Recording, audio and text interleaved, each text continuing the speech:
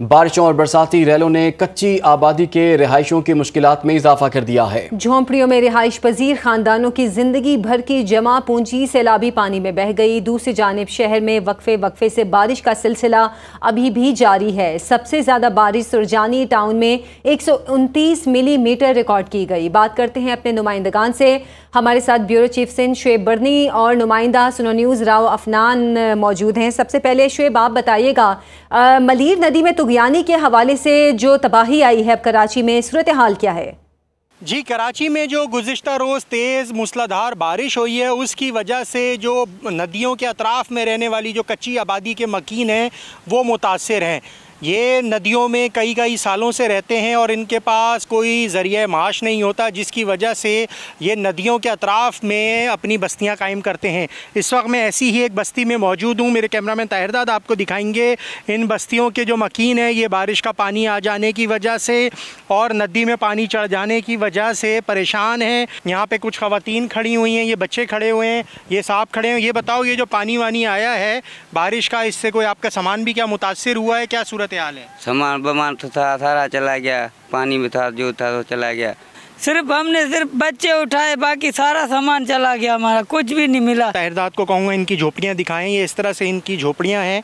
आप देख सकते हैं कि ये इनका जो सामान वगैरह था, इनके छोटे बच्चों के लिए जो चीज़ें थीं वो, क्योंकि इनका ये कहना है कि पानी में बह गया है और अब ये यहाँ पे खाली सूरत हाल है। इस जानिब अगर मैं आपको दिखाऊँ तो ये देखिए मच्छरदानियाँ मौजूद हैं, छोटे बच्चे यहाँ पर मौजूद हैं, बिल्कुल ये कम सिन बच्चा मौजूद है और इनके पास यहाँ पर खाने की भी मुश्किलात हैं। ये इस वक्त खजूर वगैरह खा रहे हैं। ये झोपड़पट्टियों में रहने वाले खाना बदोश लोग हैं जिनके पास कोई मुस्तकिल रिहाइश तो नहीं होती, लेकिन ये अपना गुज़र बसर इसी तरह से करते हैं।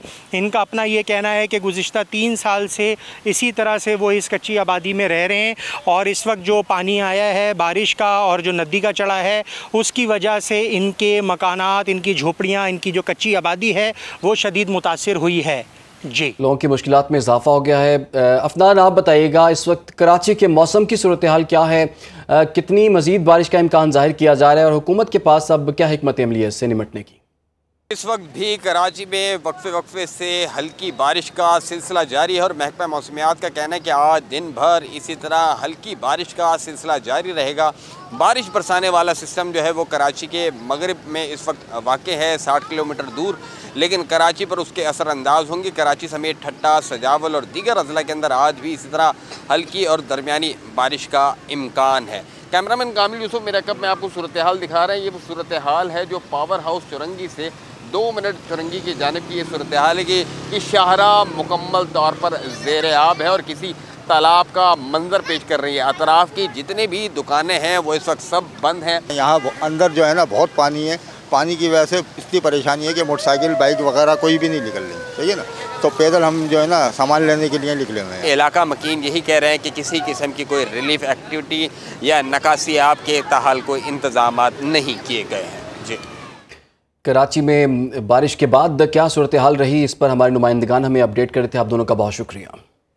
वज़ीर आला सिंध का कराची के मुख्तलिफ इलाकों का दौरा, बारिश के बाद पैदा होने वाली सूरत हाल का जायजा लिया।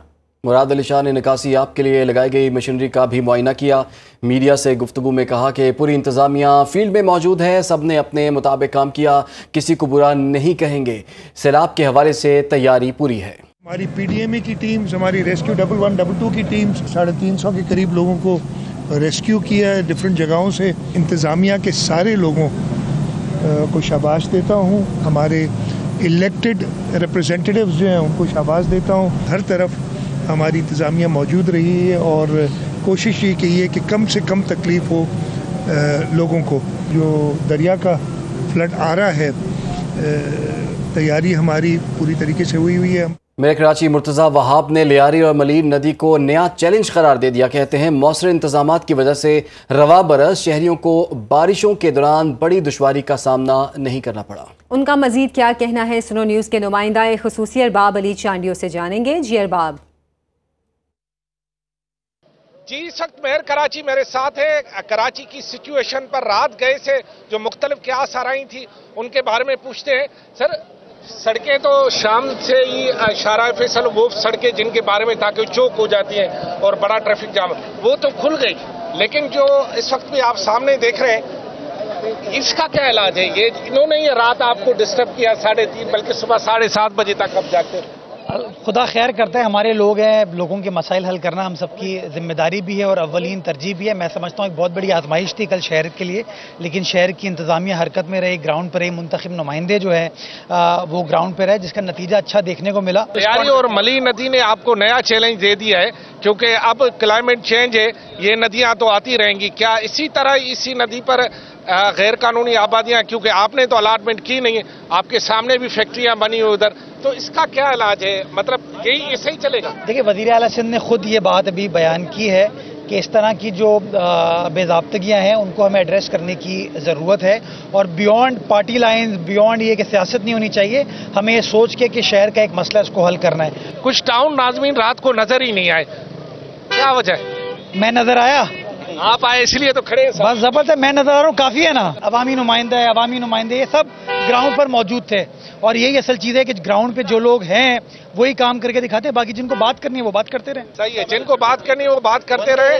अब देखना ये है कि जो टाउन नाज़मीन सोए हुए थे उनका क्या होगा। कराची में बारिशों के बायस लठ डैम और थड्डो डैम का पानी ओवरफ्लो हो गया। सैलाबी रेले की जद में आने से सादी टाउन का इलाका ज़ेरे आब आ गया।